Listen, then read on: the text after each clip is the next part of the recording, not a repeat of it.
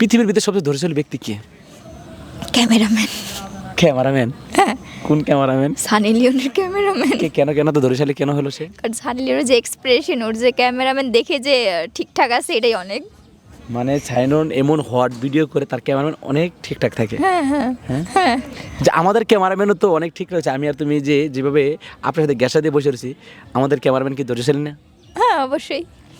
অবশ্যই তার প্যান্ট নষ্ট হতে পারে, কিন্তু সেটাই সে তো অনেক বললাম যে ধৈর্যশালী। ক্যামেরাম্যান এটা ধৈর্যশীল।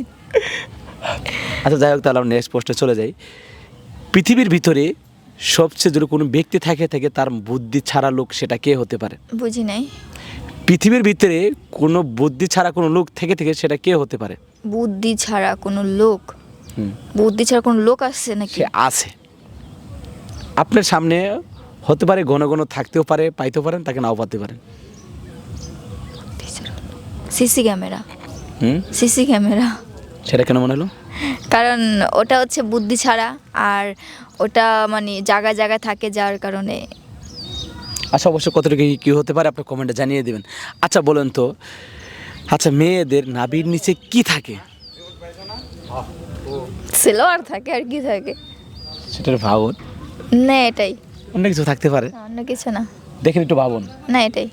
একটু ভাবো, চিন্তা আর ভাবা নেই। ভাবা নাই।